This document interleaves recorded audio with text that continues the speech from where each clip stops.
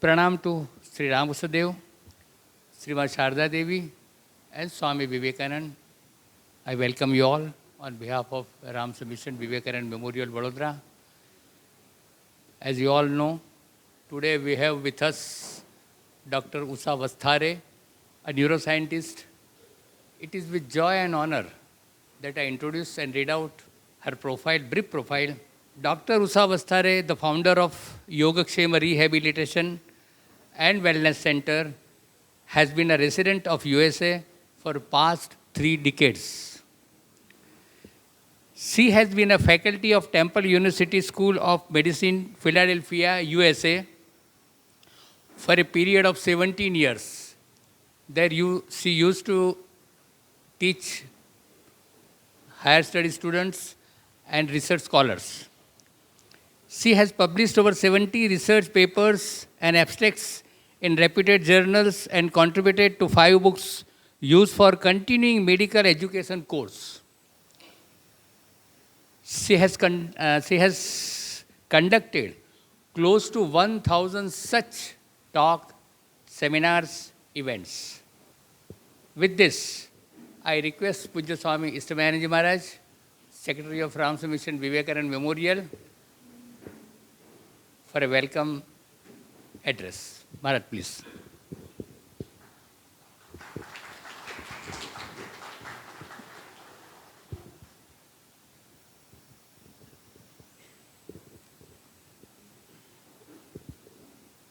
Om Jananim Saradam Devi Ramakrishnam Jagadguru Padapadme Tayo Shritva Pranamami Muhurmuhu. On behalf of Ramakrishna Mission Vivekananda Memorial Vadodara, I heartily welcome Dr. Usha Vasthare. As just now introduction has been given by our Prakash Bhai Joshi. And I welcome all the audience who are present here, the elected citizens of Vadodara. Regarding, just I want to add few lines to this seminar, and then we'll start our the talk of Dr. Usha Vasthare. She is an ardent disciple of Ramakrishna order, is an initiated disciple of a Ramakrishna order, and has spent more than 17 years dedicating in the research of neuroscience. So a lot of latest discoveries has come up where she is much acquainted, because at present also she is in touch with the whatever the discoveries are going on outside. And as just now Prakash Bhai has told, more than 1,000 such seminars are being conducted. Today's seminar name is Change Your Memories, Change Your Brain for Mindful Living. If you remember a few years back, before Corona, we had another such seminar here. It's on the forgiveness, then the emotional well-being. A lot of the as such topics are there which has been covered by Dr. Usha Vasthare. But sometimes a few of our devotees, when we organized this seminar, the thought came or the flashes in their mind that they were asking, how is going to be benefited to us? Because some things like sounds to be like regarding brain and all this thing. But I assure you that once the seminar continues, you will definitely come to know that it's more to your own life.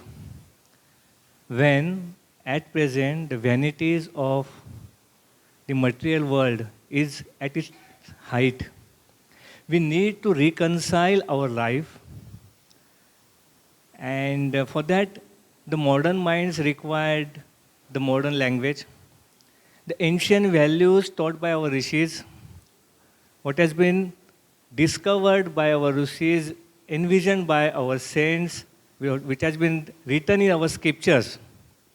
The same you will find out here, Dr. Usha Vasthare, connecting it with our modern language. See, that sometimes it appeals us more. And what Swami Vivekananda also says, the science and spirituality should go hand in hand. And I think this is the only religion which welcomes all the scientists, which welcomes every critics. This religion, the saint says that what we have discovered in our life, what we have found out through our meditations and year-long tapasya and what we did, we welcome you all. Come, see, and experience it. And if you feel that it is up to your mark, then only you implement it. And when you come to these Vedantic principles, the values, the principles taught in the ancient wisdom and in our scriptures, you will find that the same are not against to our what today's science says. In fact, in one place, one of our great students, he says that when science ends, spirituality starts. But it is for the much higher dimension of a person. But at present, in general, what we can say is the science and spirituality should go hand in hand. Whenever we find there are some conflict, then we have to dive deep and find out the solution for this. I feel that after attending this seminar, if we get some time, we can have a individual question and answer, not in a group. And she would be here for a few more days with us. If you can come in the ashrama, get an appointment with her, and you can discuss definitely. But the sole purpose of this is to make our life mindful. Always, everybody is living the life. Are we mindful of our life? Is our life meaningful? The seminar should focus our attention after attending the seminar about deepening our interpersonal relationships, enriching our emotions with the society, with our own self. And definitely, the more you enrich yourself, the more your surrounding will be enriched. The more change you bring in yourself, the more change society is going to change. So hope this seminar will help us a lot in bringing a change within. It will give us new insight to go and dive deep in our inner strength, what now the modern science, in the language she was going to use it, and what our ancient wisdom and ancient saints says as the Atman or the divinity. So hope this seminar will help us to move forward in this direction. Thank you.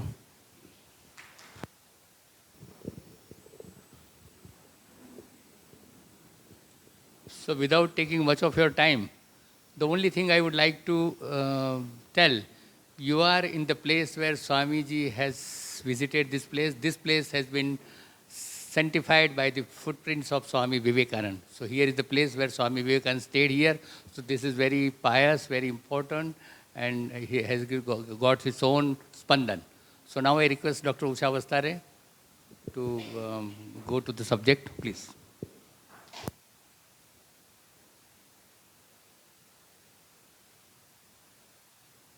My pranams to the Holy Trio and my loving pranams to all the Swamijis here and Bhai and Ben of Vadodara.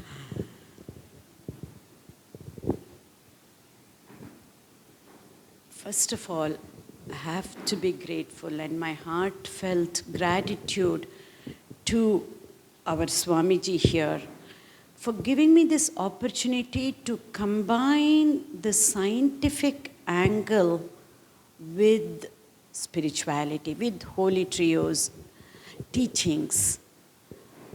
As much as I share whatever little I know with you all, this combining Holy Trio's teachings with the scientific topic actually helps me to go deeper into my Guru's teachings. So with gratitude to you, Swamiji, I start this. So let's see. I've chosen one. Some of you have not heard about mindfulness or mindful living. We will see, we will learn something new in that line also. Again, this quote by Swamiji is so popular He compares our mind to a dustbin because we keep so many unwanted things in our mind, not just unwanted, but also things that hurt us, which does not make sense at all. But that is the nature of mind. That is how the mind works. So he asks us to train ourselves to make this mind as a treasure box, not as a dustbin to keep all unwanted and hurtful and afflictive memories, but make this as a treasure box wherein we can keep such positive memories, loving memories, helpful memories, and sweet memories, he says. And Holy Mother's saying that God cannot be realized without love. Even before we go to that step of God realization, a prerequisite or one of the things we need to do before that is to love our own people, our own loved ones, our own parents, our own children, our own spouses, and neighbors and strangers. And to be able to love the people who are around us, certainly some of the memories come in the way. We're going to understand what such memories are and learn how first to love people around us, which will be a stepping stone to truly love God for God's sake. Yes, we love God to get something from Him. Just like when we are kids, we asked our parents what we wanted and we got them. Just in a similar manner, we ask God what we want and we do get them, and we should be asking.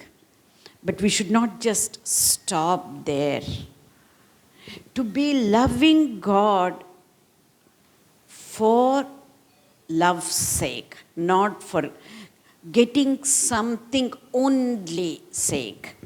So let us learn to love others, and then the memories are the ones that prevent us or hurt us or stop us from loving our loved ones. As Swamiji already said in his welcome speech, this is all about interpersonal relationships, how memories affect our interpersonal relationships. It can either help us or hurt us.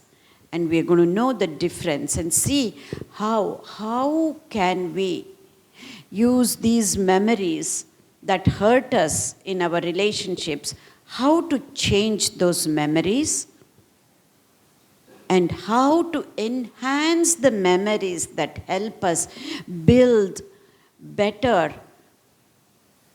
and meaningful and purposeful relationships. Because I was going through this book, Swamiji, that you gave this morning, and Holy Mother says, grief is the gift of God. We say that, but do we put that into practice all the time? Most of us, the stage we are in, it is hard even to accept that grief is the gift of God. I'm just going to read what she said and then connect this. She says, people complain about their grief and sorrows, how much they pray to God but find no relief from pain. But grief itself is a gift from God.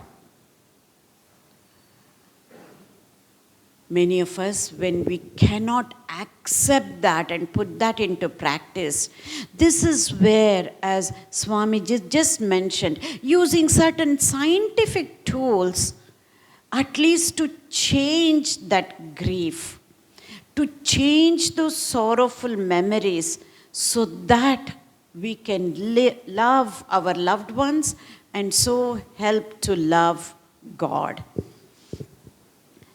So with that brief pre-introduction, I would say, let's see. The title would be Change Your Memories, Change Your Brain for Mindful Living.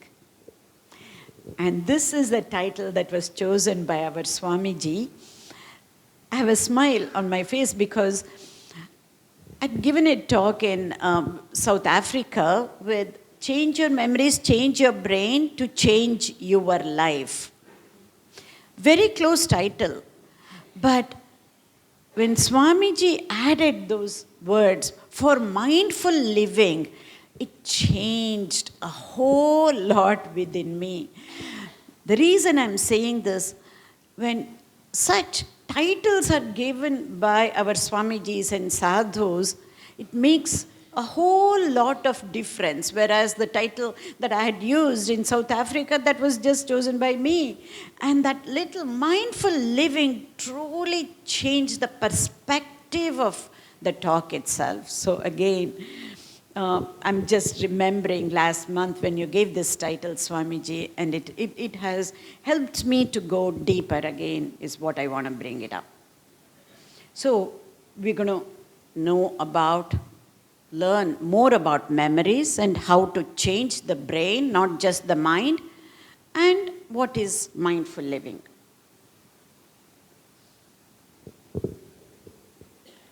Memories, we know they are from the past. It's a no-brainer. We all know about that. If that is the case, is it possible to change our past? Right? Yes, I see with your faces or with your body language. Of course not. It is not possible to change the past as we think about it. However, it is not about changing the past situations or past events that happened. Of course, we cannot change that. However, if we can change our thoughts, our feelings, our actions, our behavior about the past events, for me, it is as good as changing the past. So we're going to see how we can change our actions, our experiences, and our feelings towards the past events so that it actually helps us to move forward and to be able to evolve from this. If that's the case, then when do we change and how do we change? I'll just say when, not after our retirement or not after a certain period or events, but here and now, now and here. We can only change in the present moment because there is nothing like future, there is nothing like past. Past and future are only our mental constructs. That means, yes, there is past, there is future. Yes, we need to learn from the past and we need to plan for the future. Learning and planning are still at the mental level. But when it comes to the doing part, the actions part, the doing, the actions, our behavior can only happen in the present moment. So, when do we change? Anything, not just our memories. Or when can we do anything? We can only do in the present moment, here and now, now and here. When you take it from that perspective, the only thing that we have, and it is certain, is this moment. That's all. And whether we realize this or not in this way, we are literally literally living from a moment to moment to moment basis. So when do we change? Just now, right? So if we set our clocks to now and go according to that clock each time, every time, then we are okay. Then we don't need to worry about procrastination. We don't even need to be planning something, as long as we keep doing right then and there what needs to be done. And how do we change? We will get to that in a little while. But first, what are memories? What are memories? Memories are nothing but thoughts. Memories are present thoughts, right? Something has happened in the past, but when we recollect that, memories are nothing but thoughts. They are present thoughts. If they were to be just thoughts, it would have been easy to change our memories. But memories are not just thoughts. Memories are also our feelings. Memories are present feelings. So, memories are present thoughts of past events. Memories are present feelings of. So, in that we said few words are very important: thoughts, feelings, and present. Present thoughts and feelings, right? So, current thoughts, current feelings. So, let us understand the significance of this present moment, now, the significance of now. That we can understand the significance of the present moment by understanding this mind of ours. What is the nature of mind? Mind works like a pendulum. That's the nature of mind, going back and forth between past and future. And it is hardly in the present moment unless we train it to be. And when the mind goes back and forth between past and future, it's an automatic action. We don't have to try very hard to think about the past or to be thinking about the future. As we are here in the present moment, if we are not focused, if we are not concentrating, the mind goes to the past or will go to the future. If we have to be in the present moment, we need to put deliberate effort, willfully, consciously, deliberately, effortfully, we need to put that our mind in the present moment. It doesn't happen automatically. Whereas going back and forth between past and future, it's an automatic process. Why? Why is this?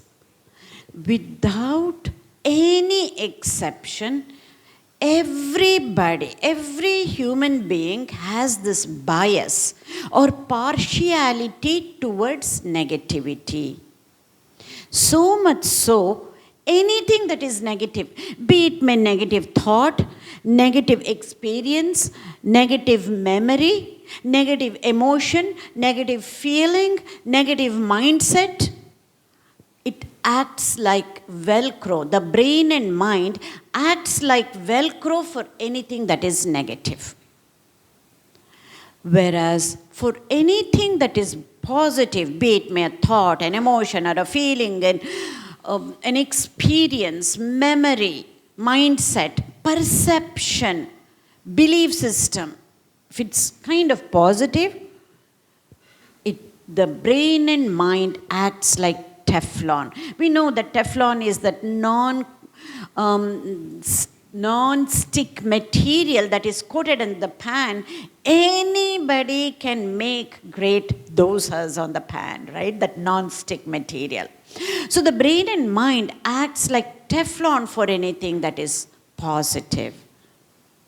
So because of this, also the mind goes back and forth between past and future, and it is hard for the mind to stay in the present moment, and even if it does, it is not satisfied with whatever that is happening in the present moment. So because of that, again, we look at the past with regret. Why? Because of the negativity bias or partiality towards negativity. Whenever we think about the past, we look at with regret. Oh, I should have done that. Or I shouldn't have done this. Or the mind goes to the future and it is worried because of the negativity bias. And we look at the future with anxiety, with pessimism, being afraid of the future. This is the nature of mind.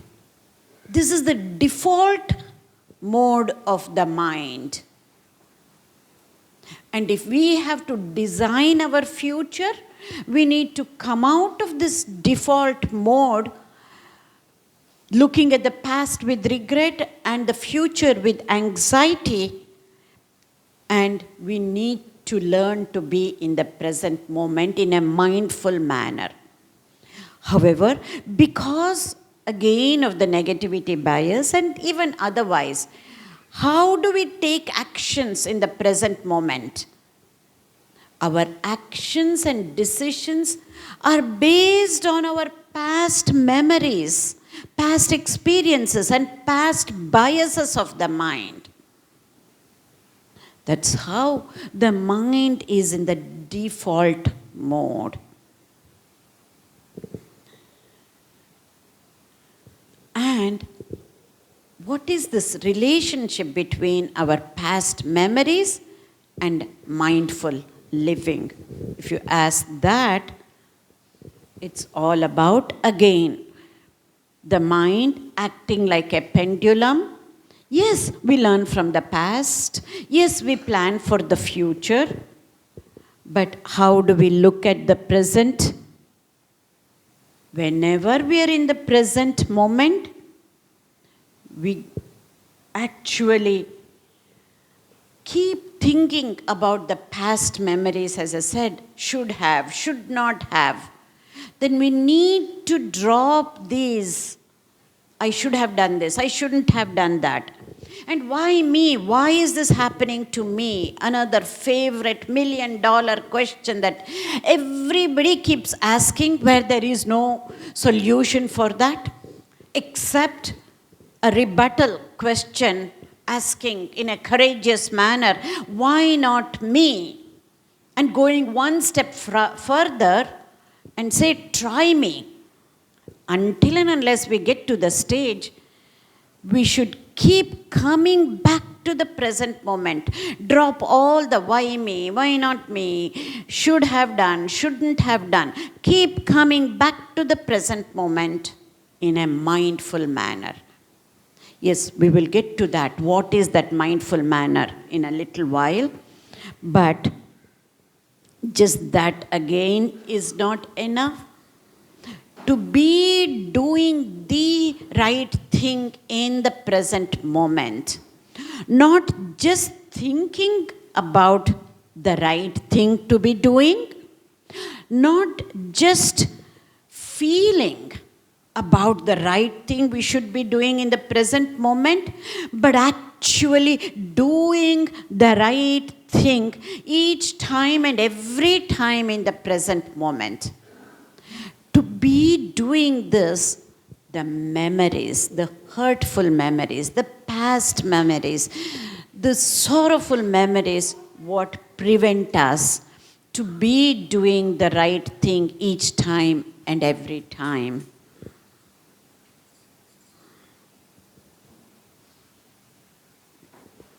So, with that introduction, I'm going to move on to how, for the next 1 hour or so, the flow is going to be, which is we're going to know more about memories and what is mindful living and what does it mean to be changing our brain. As I said earlier, we know how to change our mind. Nobody has to teach us that, just in a flippant manner to be changing mind. But changing brain through changing mind, we will see what that means. But before that, let me ask you, or take few questions before I go further into going deeper into these 3 aspects of memories, knowing more about memories, mindful living, and changing brain. If I can take very quick questions, 2 or 3, that is fine.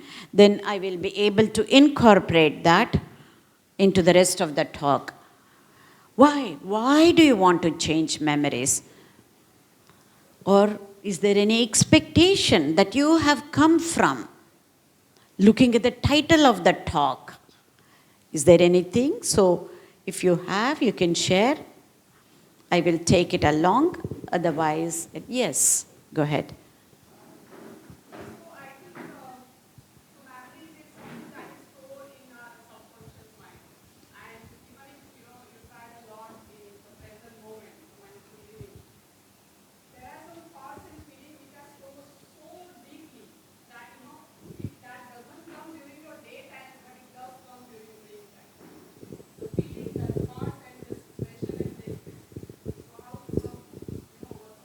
Okay. We will definitely get to that. Absolutely. Good question. Anybody else? Yes.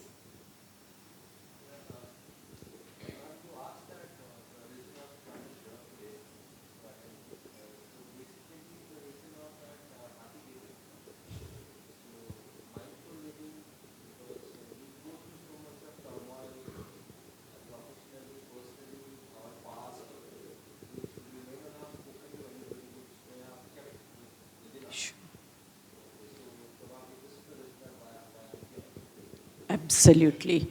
You will get some of it about what is happy living, mindful living, but this is still tip of the iceberg, I can say. And then we can keep going deeper and deeper as we go along, but definitely you will get something to take back home. Yes. I think I'll take one more question and then, yeah, 2 more questions. And then, yes.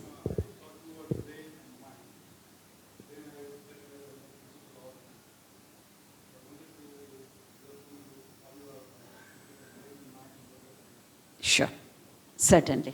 Yes, one.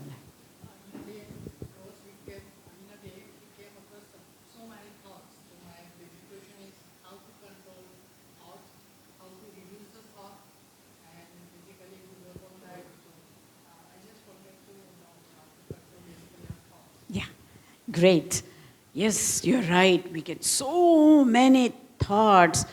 I don't know how they come up. Even as a scientist, I don't know. But they come up with a number. 75,000 thoughts, 80,000 thoughts. And most of them, 85% of that 75,000 thoughts, which they say it is automatic. Without any conscious effort, we are not even aware those thoughts come about. Rather than controlling thoughts, can we change the term into training our thoughts? And not just training, to be conscious, to be deliberate, our thoughts. If we can do that, absolutely. Yes, you will learn that. That is what mindfulness is all about. We will get to that. Okay, thank you.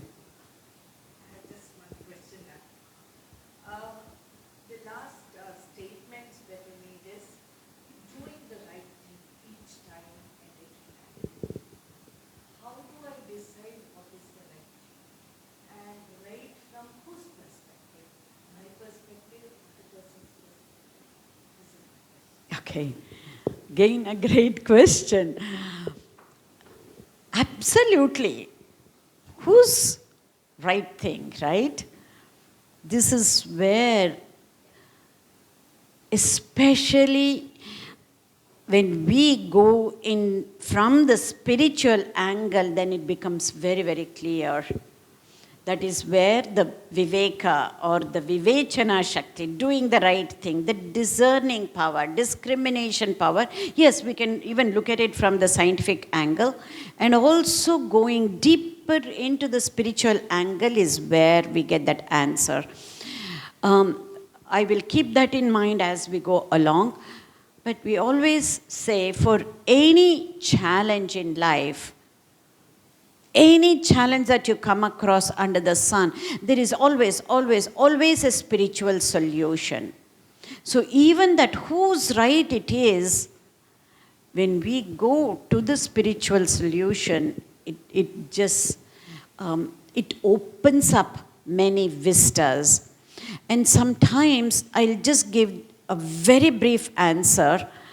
And then before giving that brief answer, I would say this, it is our life experience which gives us the right answer about what is right and what is wrong. And what is right for me, what is not right for me, or what is right for others. It is truly the life experience, but one has to be really, really truthful to the life experience. To be so truthful so that it can even hurt. Then and only then we will know whose right it is. But coming back to the brief answer, I always say, you have to choose between right and being happy, especially when it comes to interpersonal relationships. Because Swamiji has set the pace saying that this is all about interpersonal relationships. That does not mean we can be choosing something wrong to be happy. No, I'm not talking from that level.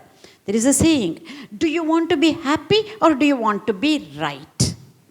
Because many a times we want to prove ourselves that we are right, especially when it comes to interpersonal relationships. By going to prove that we are right, we are losing something deeper. The happiness of the family, happiness of the other person. And not just the other person, because when we believe in the interconnectedness of things, if the other person is not happy, it will hurt us too. So just asking that question, do I want to be right or do I want to be happy, will solve many things. Okay, with this, let's just move on and see. I'm just going to quickly show a couple of slides. It will be for a very brief moment, and then you tell me the next 3 or 4 slides, or even 2 slides, which is the correct one. And whatever you see, I want you to just say it out loud. But if there are people who have seen this slide earlier, please keep that to yourself. So these slides I'm going to be showing is for the first timers only, okay? Are you ready? I'm just going to show this for a very brief moment.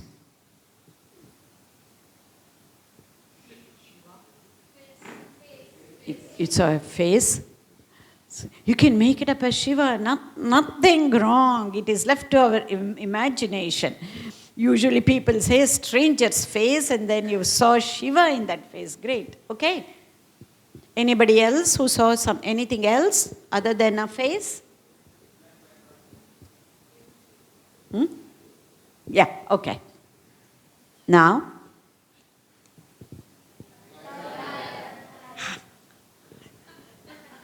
Okay.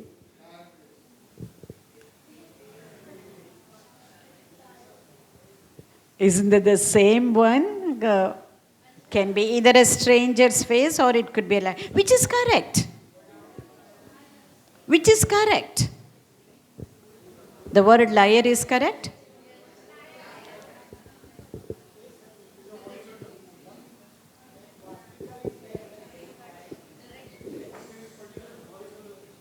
Yeah, that's right.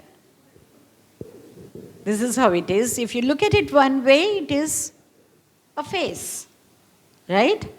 If you look at it sideways, it's the same face written as liar. It looks like a face if you turn it around. But which one is the correct?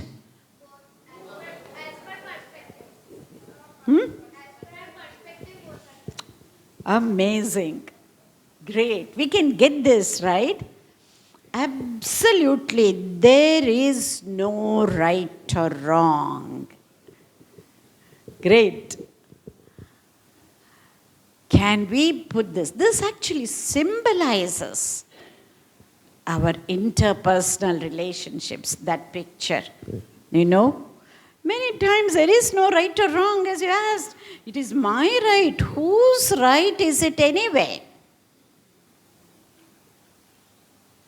Many a times, both will be right whenever there is a discussion. But we want to prove that one person is right or one angle is right. That is where we say we are looking at the world view from a binary perspective. Zeros and ones. Another way of saying that, we are looking at the world view from the Newtonian perspective. Either this or that. Can we move from that to the quantum physics perspective rather than Newtonian physics perspective, wherein they say there are many different possibilities, not just two, many different choices. In fact, quantum physics is a more recent term. When I was young, it used to be called as metaphysics. But these days it all comes under quantum physics, because philosophy also they put it under metaphysics. Somehow I think the scientists wanted to separate science and philosophy, so it was different. But anyway, many times there is no right or wrong in many of the things that we do. But yet, because the mind is not trained in that way, it goes to see only two things, right or wrong. Two. This is where, if I have to just put a plug-in for the spiritual angle, and that too the ultimate spiritual angle from the Advaita perspective, it's not just that non-dualism is not just at the level of God. Anything that we take, that is where Swamiji says, Swami Vivekananda puts it in a very, very simple terms. We are moving from lower truth to higher truth, not from falsehood to truth. Again, falsehood to truth is right or wrong. So whose right is it? Whose perspective it is, as you said. So many of these things, and especially the picture that we saw, there is no right or wrong at all. So when we change the way we look at things, the things we look at will change. That's exactly what you talked about, depends on the perception. You just said it in one word. I'm saying, giving that as a definition.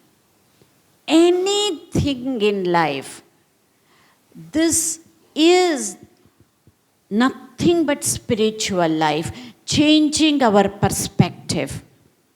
When we change the way we look at things, the things we look at will change. From a scientific angle, there is right or wrong. But from a spiritual angle, I'm not talking about the slide, in general. We say it from a dual perspective. But when you take it from the spiritual angle, it's not about being right or wrong, but having greater discerning power to see when is it right, how far it is right, depending on the circumstances. But anyway, coming back to the memories, this is true even for the memories. There are different types of memories, and if you have to just classify in a very loose manner, which helps in our implementation, we can say some of the memories are uplifting memories, whereas some other memories are self-limiting. The memories pull us down, pull us back. So, in a similar manner, some of the memories, we want to remember them. Positive memories, healthy memories, good memories. Whereas some others, we want to forget some of the memories. We will see, is it possible to forget, or do we need to change the memories? We will see that as we go along. Again, some of the memories help us to evolve into better human beings. Some of the memories keep us in the quote-unquote survival mode. We might be thriving and successful, still be in the survival mode. To be evolving, we truly, again, Swamiji's statement comes to my mind at this moment. To put it simply, what does that mean to evolve? When we move away from our own focus, that means being self-centered, selfish, and start thinking about others or other-centeredness, that is the hallmark of evolving. So, anyway, can we make this paradigm shift? Can we keep the memories that help us to evolve? That is the question, and then so we will see how do we do that. Again, this prayer, serenity prayer, comes to my mind, which we all know this, we have heard this, some of us practice this too. Asking God to grant us the serenity to accept the things we cannot change, and give us the courage to change the things that we can, and the wisdom to know the difference. With respect to memories, most of the memories we think we cannot change, and we accept that. And that's why those memories, especially the hurtful ones, because of the negativity bias that is innate within us, they keep rotating, repeating again and again and again as repetitive thoughts or repetitive feelings. One thing to know for sure is that it is possible to change our memories to help us transform. Many a times we are trying to forget the memories. That cannot happen in a healthy manner. Yes, we may forget because of certain diseases that might come up with aging, but to be able to change is what we need to focus on, rather than forgetting the past, forgetting the memories. We will get to that again in a little while. So, again, some of the very important slides I'm going to repeat so that it will sink in. So, memories are from the past, and is it possible to change the past? We said, how do we change? Is it only by changing our experience? So we cannot change our past, we said, but we can change our experience of the past. Again, what are memories? We said this already. Memories are thoughts. Memories are present thoughts. Memories are feelings. Memories are present feelings.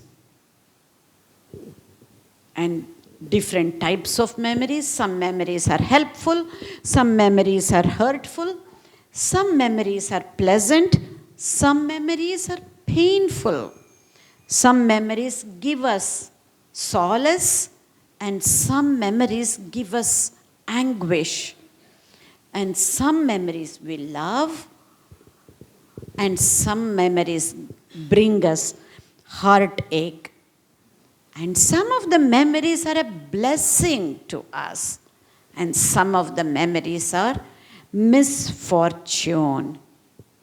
So, obviously, the negative ones are the ones that we need to change. We will get to that. But again, we also said about the feelings. Memories are present feelings. Why do we need to focus so much on the feelings is because feelings are expressed at the level of the body. We don't realize. Thoughts are fleeting, they come and go, but the feelings remain. And the feelings are expressed at the level of the body in many different ways, which we have experienced. Many a times could be certain aches and pains. Many a times there is no physical illness, no physical condition. We have an argument with our children, teenage son, and that day you get a headache, right? The feelings do get expressed at the level of body. We need to remember this. And moreover, feelings can go out of proportion, especially when we try to recall our past. Depending on what is happening at that time, the present moment, the feelings can go out of proportion. So, before we go into how do we change these memories, let's look at some basic neuroscience principles that will help us to know again how and why to change the memories. We're going to know about thoughts, because memories are present thoughts, and know about the feelings because memories are present feelings. And we're going to understand the relationship between thoughts and feelings. With that, we will get a better idea about how do we change the present thoughts and feelings of the past events.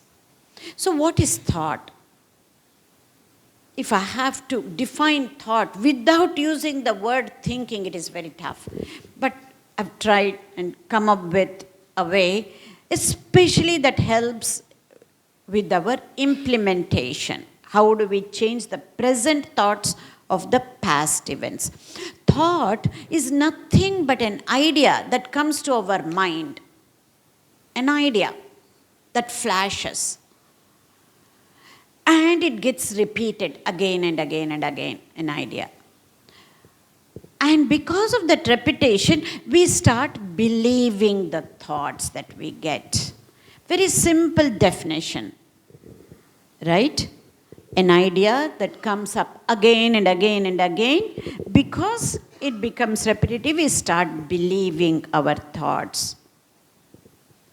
However, most important concept that we need to remember is that all thoughts are not true.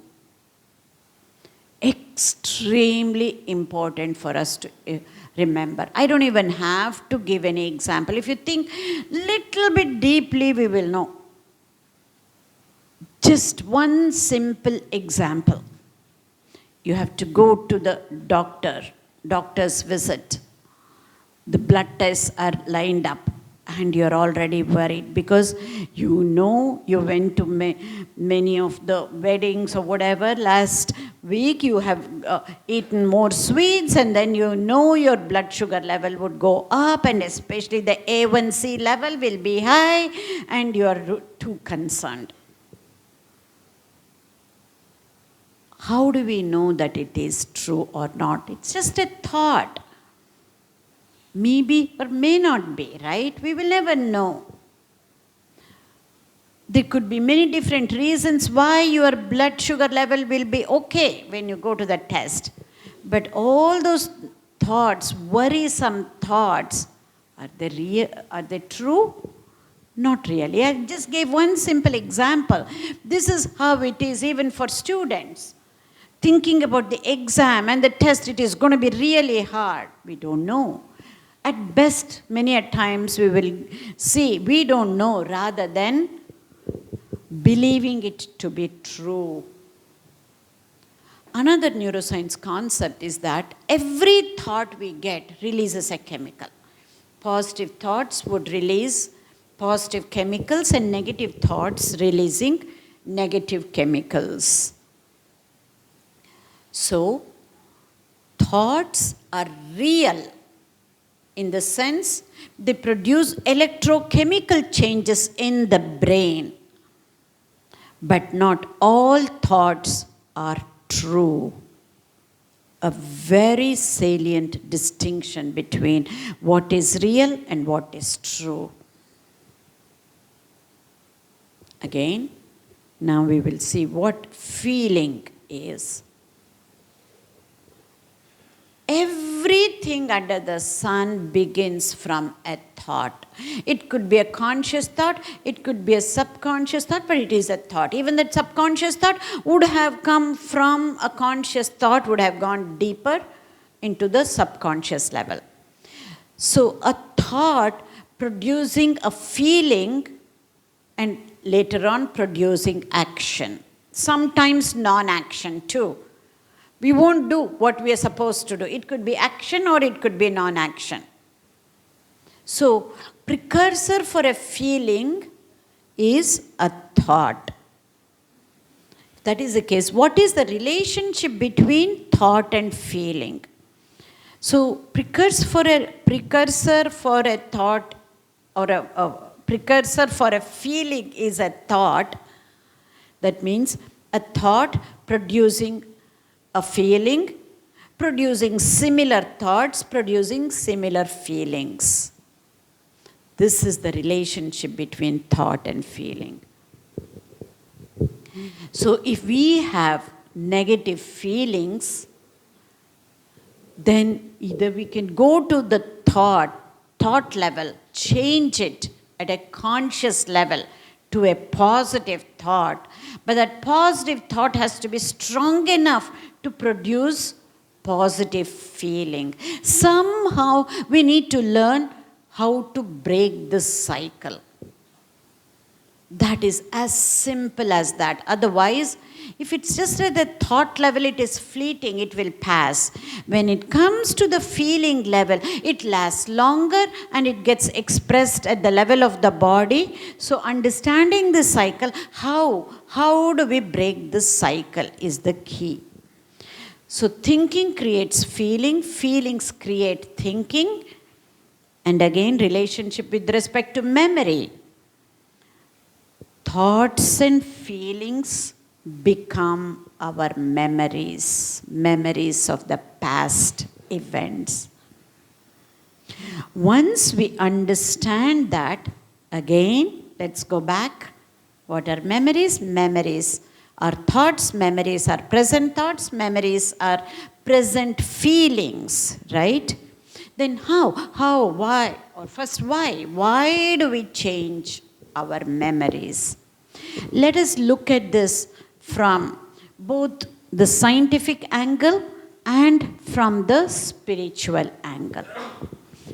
As I said in the beginning, our memories, past memories, especially the hurtful memories, are the ones that prevent us to get either mukti or salvation, whatever you want to say. From the spiritual angle, if we do not change the hurtful memories, negative memories that we have put in ourselves, and not necessarily at a subconscious level, memories are also stored in the higher cortical region or in the conscious level too, not just in the subconscious level. This is what prevents us to be free, to obtain attain that mukti or freedom. Whichever way you define mukti and salvation, we won't get there. This is what prevents. Or even for God realization. Whichever way you are thinking about this, this is what it prevents. From the scientific angle, I can just say, it prevents us to evolve. It prevents us to evolve into better human beings. Again, how? How do we connect this to live mindfully?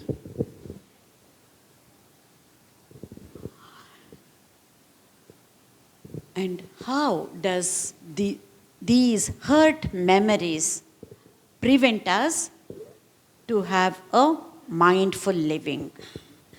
Which brings us to understand what is mindfulness.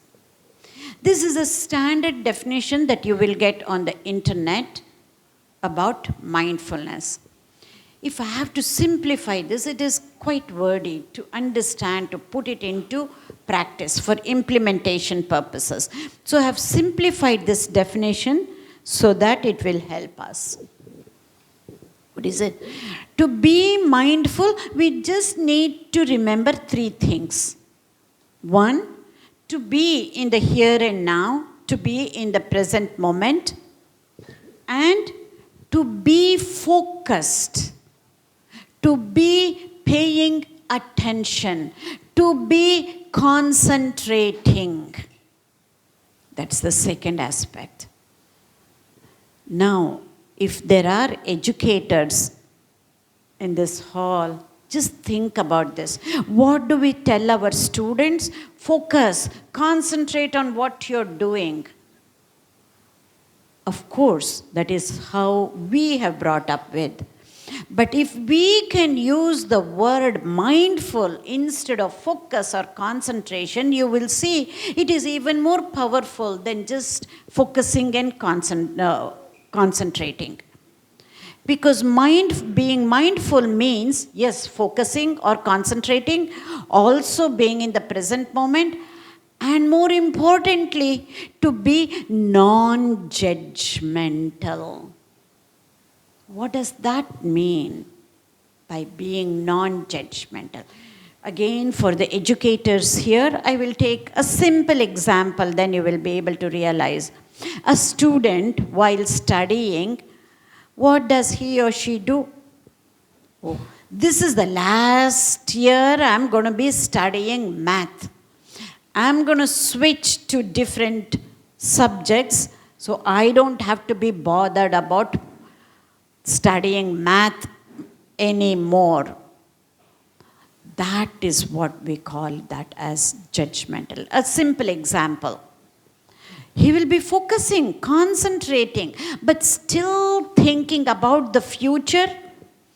And again, because of the negativity bias, we think about it in a negative way.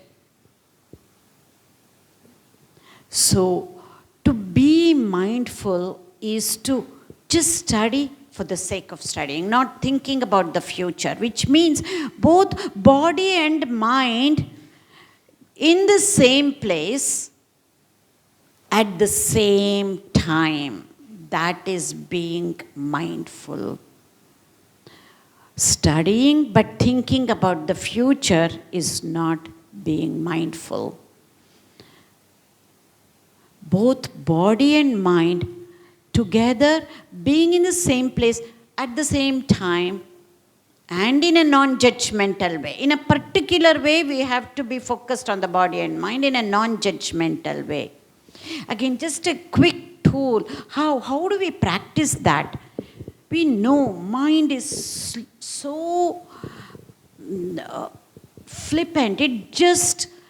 It can move so fast. It has been known that is the fastest thing that you can think of. We can be here. We can go back to thousands of years. Or we can be on Mars, on Sun and Moon, wherever. It can go like that, right?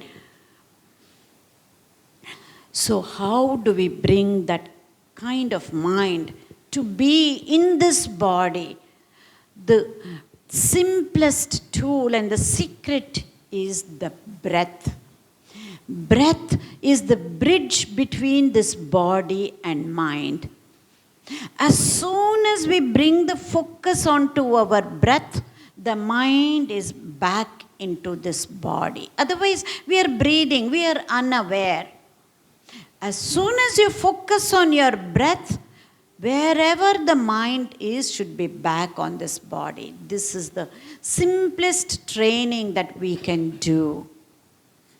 Anyway, so if that is being mindful, to be here and now, now and here. I'll give you one more tip and a secret is this is how we can be energetic even after so many hours of work that we do.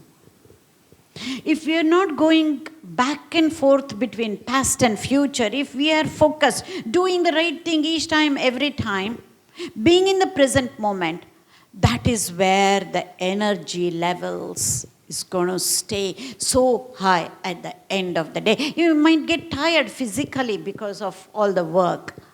But the energy is not just at the physical level. What happens at the mind level is what pulls us down, right? This is the secret of having energy, having happy life at the end of the day. How can we be happy? If we have the time and energy to be spending on the things that we want. To be exercising, just like the doctor said, every day. To be playing with our children or our grandchildren, to go for walks with our spouses. This is what in simple ways is happy living is all about, right?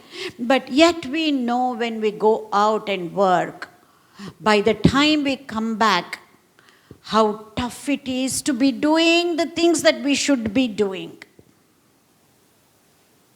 Simple thing, the yardstick is our energy level. And yet we focus on managing our time, managing our stress. Yes, we need to do that, I'm not saying. But focus on managing your energies. Okay. I'm just going to switch a little bit and then say, we all know this. There is a saying. What is that? It's known, right? A flame can bring the house down. No brainer. We can all understand. A flame can bring the house down. It's not just a flame, but an unnurtured thought can burn the house down. Unnurtured, unhealthy, negative thought. We have seen this again and again, especially during property assignment, I would say. Very easy to understand at that time. Or between siblings, if there is hatredness, that they can take it so far. An unnurtured thought can burn the house down. An unnurtured emotion or a feeling can burn the house down.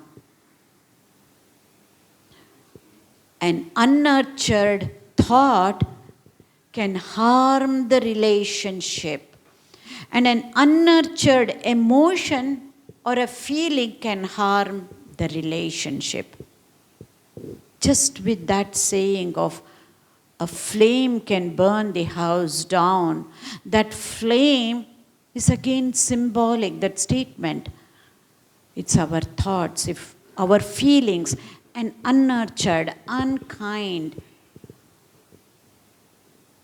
unforgiving thought or a feeling can harm the relationship and can harm the individual. If a thought, unnurtured thought can harm the person, an unnurtured feeling or an emotion can harm the relationship. We know this already, right? So holding on to anger is like holding on to red hot charcoal. And I always say anger and sadness are two sides of the same coin. If not anger, it is that sad memories of the past is again very similar to holding on to anger, or like holding on to red hot charcoal. We aim to throw it on somebody who has hurt us. But is it possible? When we are hurting, when our hands are burning, it is impossible to aim it properly. Very, very profound statement. So what do? We push away the bad memories. We try to push away the hurtful and sad memories. But yet, psychologists say, what you resist persists. Whatever you fight, you strengthen. And what you resist, you persist. That's why we keep trying to forget the past. The more we try, the more we remember. This is a known fact.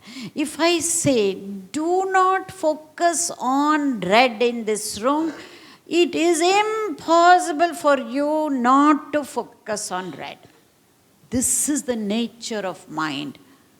Because we'll be putting more and more effort to forget something or not to say something. In a similar manner, to forget, if we put effort, it is impossible to forget our sad, bad, hurtful memories. By putting our effort, it is impossible to change our memories, or not change, but to forget the memories. It is by putting effort, we need to change the memories so that we can transform ourselves. So, coming back to memories, why? Why do we need to change?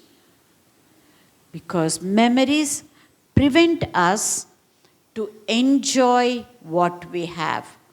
We already have everything that we had asked for. 20 years back, we didn't even realize we would be at this stage. We have everything and more. But yet it is not possible to enjoy as much as we can want to. Those hurtful memories prevent us to be grateful. And the new neuroscience research shows only when you're grateful can you be happier. But we used to think if we are happy, we're going to be grateful. Because we would see only happy people being grateful for things. So we thought, if I'm happy, I will be grateful. But the new neuroscience research shows when we are grateful, we are happier. And we cannot live life to the fullest extent with such past hurtful memories. We have everything, but we cannot live life to the fullest extent.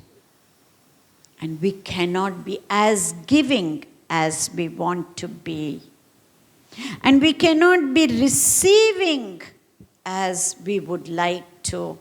When I say giving, not necessarily in terms of material things, giving of ourselves. Giving our love, our kindness, our compassion, our empathy. These hurtful memories are the ones that prevent us to be compassionate, to be empathetic, to be understanding, and also to receive love to receive that compassion and understanding. Also, it prevents, especially when it comes to close interpersonal relationships. And it definitely prevents us to be healthy and happier. Then we get to the stage of how. How do we change the memories? How do we change the memories then? Little bit more of neuroscience principle before I say how do we change, because we need little bit more common foundation. This is the power of science. Science is all about commonality, irrespective of which God you believe, which guru you follow, irrespective of socio-economic educational background. Science means common for everybody, commonality. And not only is it common, if you follow those steps in a particular way, you will get similar results, what we call as reproducibility. Science is about commonality and reproducibility. So let's go into a few more scientific principles before I give you the tool of how. How do we change? Coming to brain and mind, your question.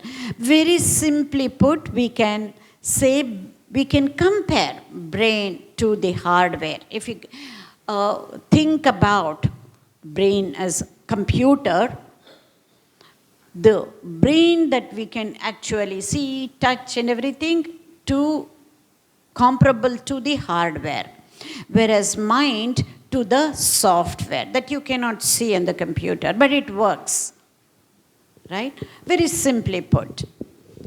So, to put it very, classify this brain and mind very simply in a scientific way, because when we go into the spiritual aspect, there is only one mind. Here we are just scientifically, we are classifying as though there are two different types of mind, we can just say. First, the brain, the hardware. We can divide the brain into two different parts, the higher center and the lower center. Higher center is the part of the brain that really makes us human, whereas the lower center of the brain is the part of the brain that works very similarly even with animals.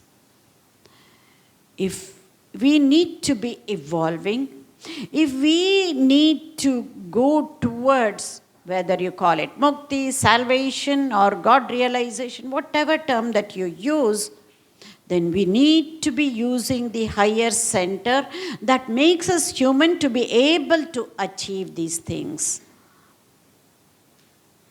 Right? Again, I'm saying it in a scientific way. This has been said in Bhagavatam. Very simply put, it says, Brahmavaloka Dhishanam. Only humans have the cerebral capacity to realize God.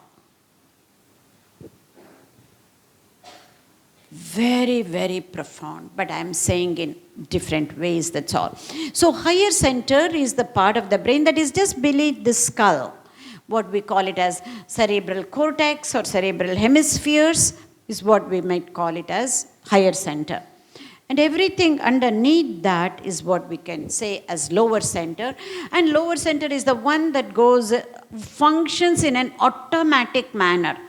Each and every function of the body, which happens in an automatic manner, it could be our breathing, it could be our digestion, all of that is controlled by the lower center, including our blood pressure, our blood sugar levels. Everything is controlled by the lower center, which means it's very, very important for our very survival, for our life. That lower center is very important, especially the deepest center of the lower center. It's so deep, it is even called as a reptilian brain. It works the same way even in reptiles.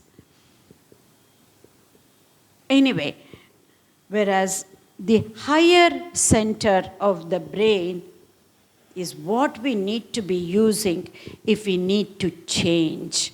If we are learning something new, it is the higher center of the brain that we need to be using. Now, let's come to mind. The mind that emanates from the higher center of the brain is what we call as conscious mind, willful mind, effortful mind, deliberate mind. Whenever we think in a deliberate manner, it is the higher center of the brain that is being active more and more, and from that, the conscious mind emanates. Whereas from the lower center is what you might call that as subconscious mind. I would like to call that as non-conscious mind,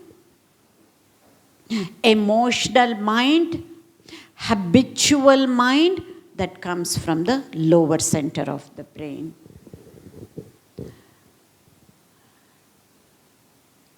And with that, how do we change? That's one neuroscience concept. We can move forward. Whenever any change happens, not just changing memories, whatever habits we are trying to change, the technical term for that is change happens through neuroplasticity. What do I mean by that? I'll put it in very, very simple terms, enough for today's topic as to how we need to change our memories. Memories, again, part of our mind. We have already said it is nothing but thoughts and feelings. Memories are thoughts, memories are feelings, present thoughts of the past events, present feelings of the past events. And we need to be able to change our thoughts and feelings in an effortful, willful, deliberate, conscious manner so as to change the very structure of the brain itself. How do we know? We don't need to be able to scan the brain to know how the brain structure changes. That all has been done. How will we know? But just by changing our mind, through changing our thoughts and feelings, we will not have long-lasting changes in the structure of the brain. Temporarily it will change, because this is all at the chemical level, electrical activity level, but not at the wiring level, at a deeper level. For permanent changes for the brain structure has to happen, which will result in the functioning of the brain. We need to have changes in our experience, changes in our habits, changes in our actions. What do I mean by that? Let's just take an example and say, again, sad memories, hurtful memories with an incident that has happened in the past with one of the relatives or siblings. And we carry that without our knowledge many a times, and that prevents us to get closer to that person. And after all of this, if we say, I don't have any hateful thoughts or feelings towards this person, I have changed here. Yes, many a times this is what people do. But yet, they say, whenever I remember, these feelings come about. I don't know, or I cannot forget. I've forgiven, I don't have such hatred feelings. I have forgiven, but I cannot forget, is what people say. This is where just changing at the thought level and feeling level is not enough. You need to put that into action, showing that you don't have any hurtful feelings or thoughts towards that person. What do we do when we ignore that person, right? Instead of that, make an effort to be able to have the positive experiences in relationships, this is what will help us. And this is what will result in long-lasting changes in the structure and function of the brain. So just changing the memories at the level of thought and feelings is not going to be enough. Make an effort. If somebody is already dead and gone, many a times our sad memories, it's about the person who is already dead and gone, but is very much alive in our mind. Even then, figure out ways and means, creative ways and means, how you can truly change, because only through the experience will we be able to make long-lasting changes in the structure and function of the brain. When we do that, our life changes. But it has to result in changes in our actions, changes in our habits towards whatever that event or a person, changes in our experience. And this whole process is called neuroplasticity. That's why just if we change sad memories into just happy memories is not going to be enough. Sad feelings into happy feelings is not going to be enough. It has to result in positive experiences or actions. So now, how do we change? After all of this, I went through so much of the scientific principles and whatnot to make a case. Now with one slide, you will be able to see how you can change the memories. It is that simple. But if I had given you just this first, the way the mind works, I have tried this, it has not worked for me, is what the self-talk would be. So now we have laid the foundation based on scientific principles. I'm just going to show you in very simple terms how we can change. This I have covered already. Not by putting effort we can forget. We can change by putting that effort. And how? How do we change those painful memories? First and foremost, to identify the triggers. Because there will always be some trigger associated with past memories that we need to know. Identify the trigger. Because that painful memories are not always there. They are suppressed.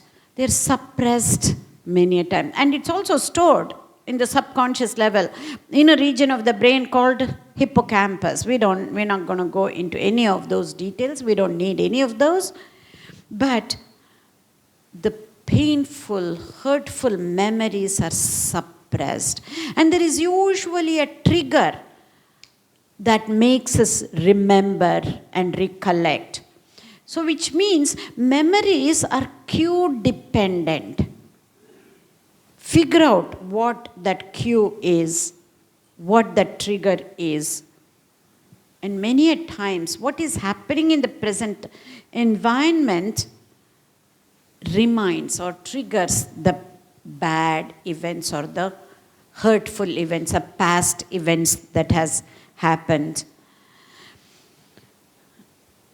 And at that time, you need to practice in a conscious manner.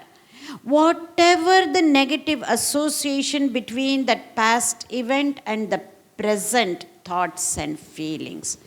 This is what we call it as law of association. The way we store the memories is through law of association. The trigger is the one. Because there are so many painful memories, it's not that it comes to us all the time. As I said, it is suppressed. Whenever it comes up, deliberately, consciously, and knowing this is the only way I'll be able to evolve. This is the only way if I change, I will be able to have better relationship with that person. Or it could be with yourself. Sometimes the memories are from our own past, whatever we have done that we may not like now. Change that And not just at the thought level or the feeling level, with your actions, with your experience with that person. As simple as that. And then you associate, reassociate with a safe experience and a positive experience with that past event or the memory. There is no other way than this. We can try and avoid for a while because it is suppressed. Whenever we get the memory, we have used this technique doing japa. It definitely helps. But especially for us, when we do not know how the japa works, it is only avoiding those memories. If we really understand and change it in this process, this is the only way.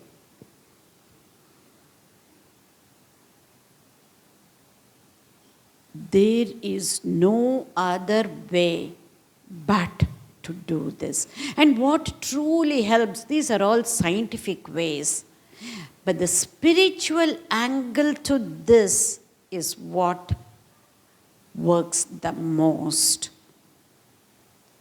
Knowing that we are all part of that same source or energy or God that we can think of. And if some person is hurting, it will hurt us too. Understanding the interconnectedness of all beings and non-beings too, but we will stick to beings right now, is the only way. That intellectual conviction is very important. This is nothing but that jnana path. But how do we change? With full of understanding and love, like Holy Mother said in the very first quotation that I talked about. Love for yourself first, because you want to evolve, and love for others, and there is no other way.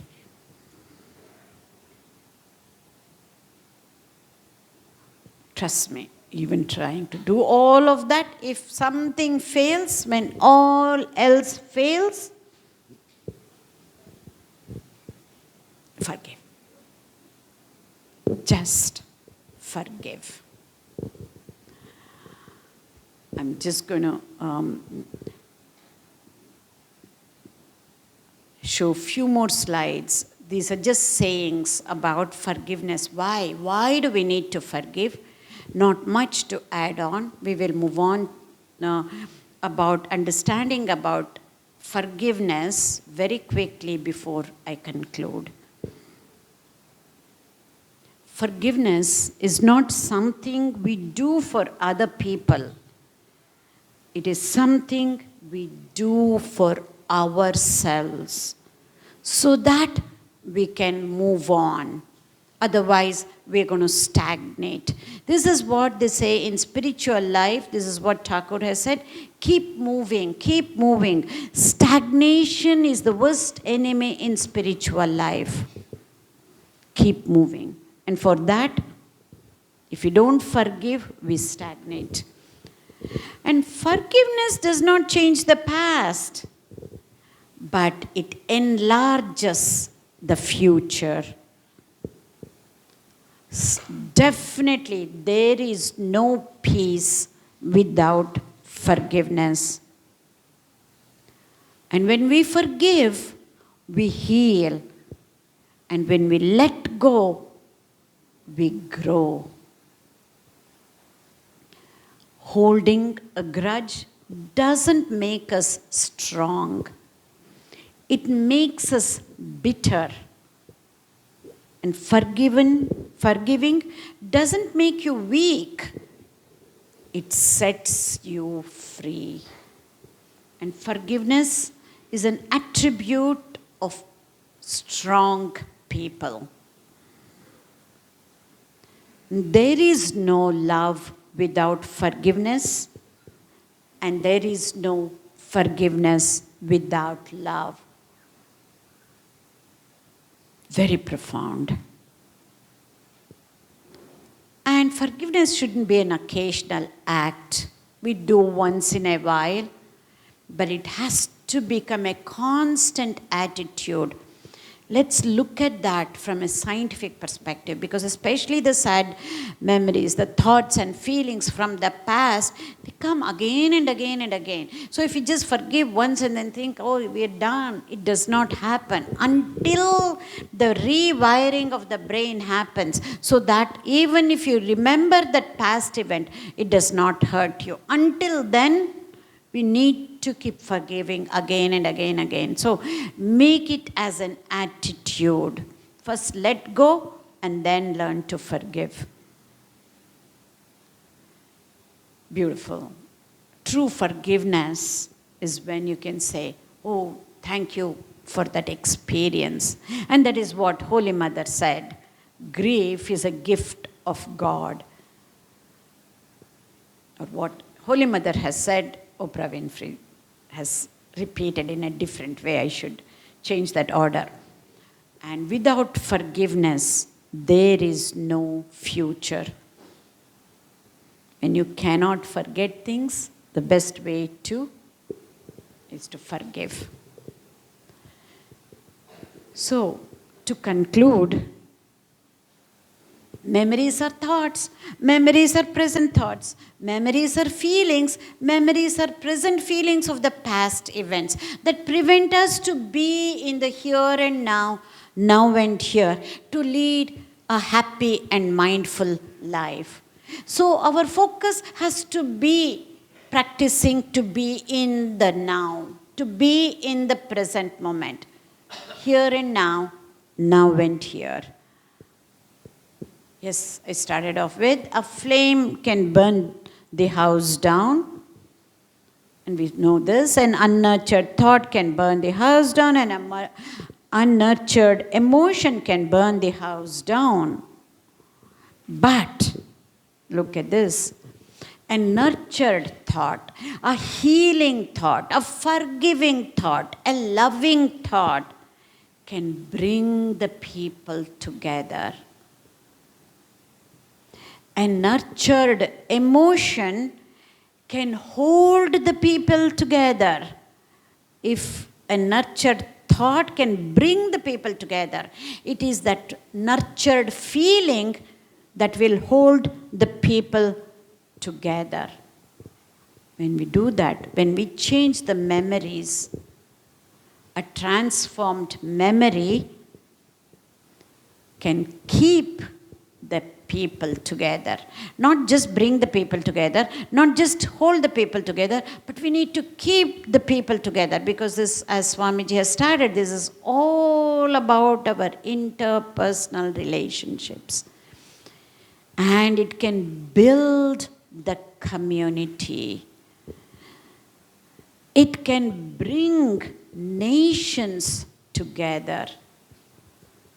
Ultimately, for me, my Guru Ramakrishna stands for this, which is, can ultimately bring harmony. Harmony at the individual level, harmonizing our thought, word, and action, harmonizing the people in the family, within the community, within the nation, between nations, between religions. And this is what Ramakrishna stood for, to bring harmony ultimately. So, transform your memories to change the very structure and function of the brain to lead a happy and mindful life. Thank you.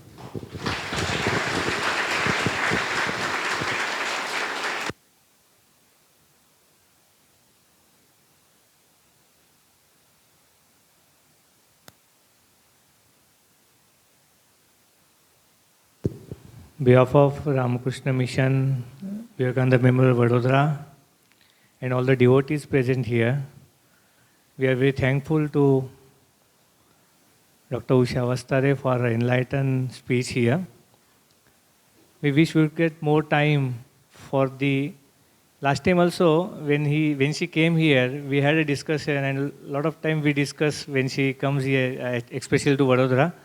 Then I all the time says that you add more examples into this so that it will be more palatable. But when she says that I want to give more stuff because the audience is more enlightened, they will find out their own solutions in their own experiences. So that way, I think it is more enriching our experience and definitely will help us to move forward, especially regarding the forgiveness, which is the key word I feel out of all these things.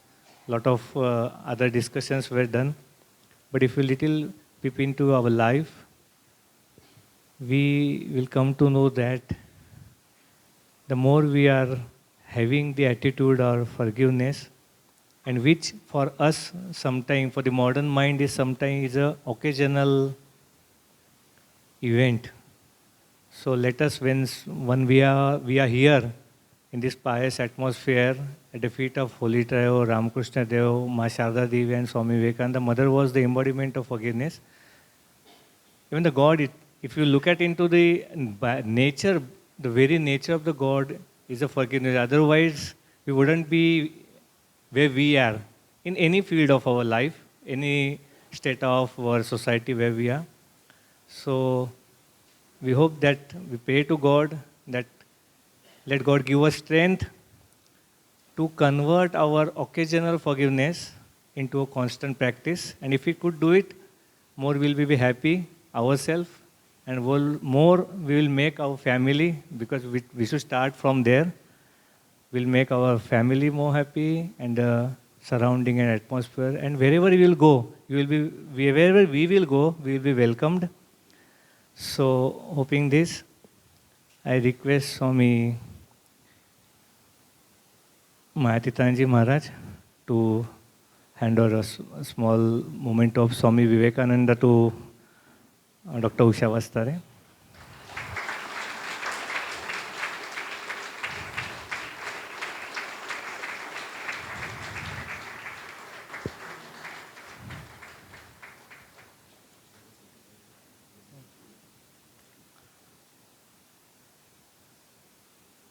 I'll just add few things to it, and I'll request Swami Suvidnanji Maharaj to give a vote of thanks.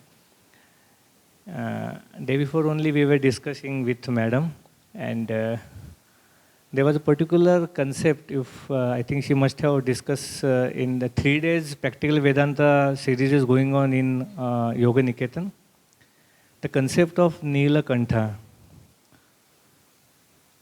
Revered Swami Rangathanji Maharaj, one of the presidents of Ramakrishna Mission, in one of his lecture he quoted that convert this body into a lab. And if you can convert consciously, definitely, to convert the body into a lab, then all the inauspicious, all the sorrowful, all the bad memories, experiences, incidents, let it come in. Let it come in, and what will happen? Out of it, it will be churned in, because we are doing it thoughtfully. We are converting the body into a lab consciously, and all the auspicious things will come, or the good will come, which will be beneficial for the society. What is the Lord Nilakantha Mahadeva did? Took all the poison, and that was the mark in the neck. And in return, what we received is all Shiva. Shiva is auspicious. Shiva is all good. Shiva is all well-being. So hope in our future any seminar, we would request Madam to discuss this particular aspect also, like the way we give more importance to forgiveness also. The implementing the forgiveness, I feel that like our ideal should be a Lord Nilakantha. With this, I request Swami Suvidnanji Maharaj to give a vote of thanks.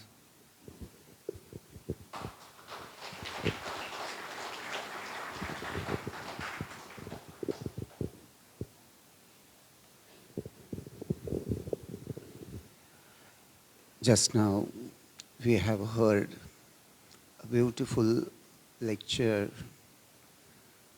given by Dr. Usha Vasthare, and I would like to say a few words. I'm not here to give a long lecture, of course, but to say something of all what she has said in nutshell.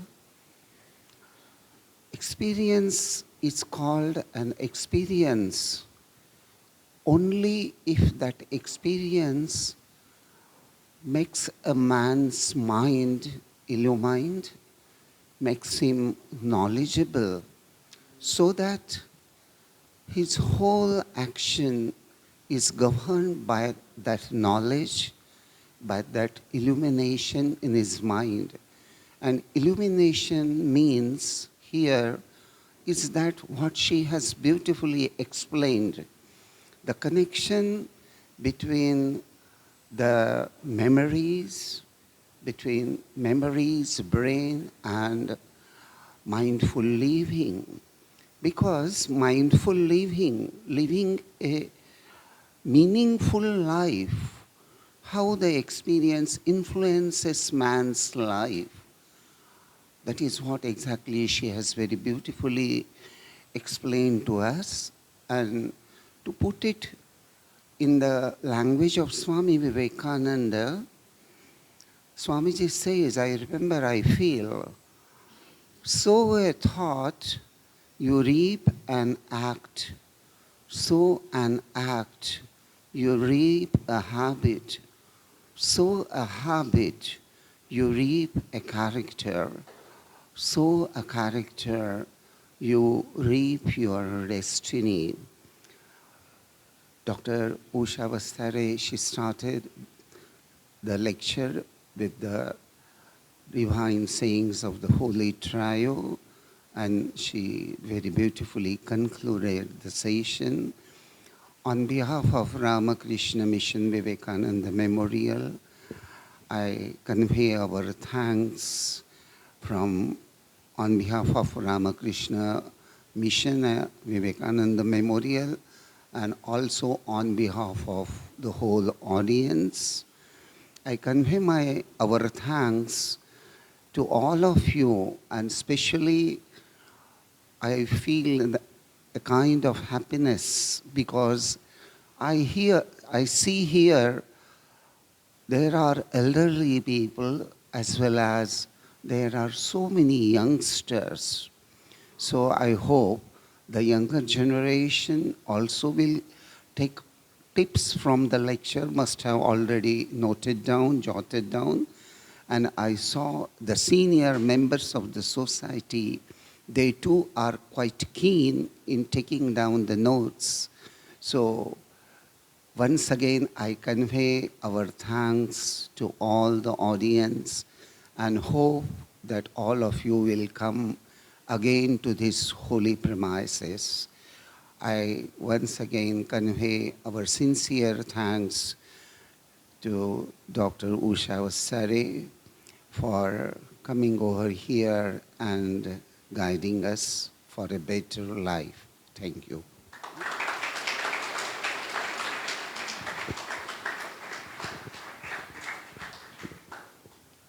We request when we'll leave the hall, we arrange a prasadam for all of you. Kindly go and take the prasad. Because the number is more, if it is possible, if the lady devotees can go first and take. But if there are in group coming with the family, in that case both of them can go. It will be more otherwise consuming because the ladies will be going first and waiting for the family members to come. So as per possible, which is convenient, and Madam will be here available if anybody of you want to discuss something.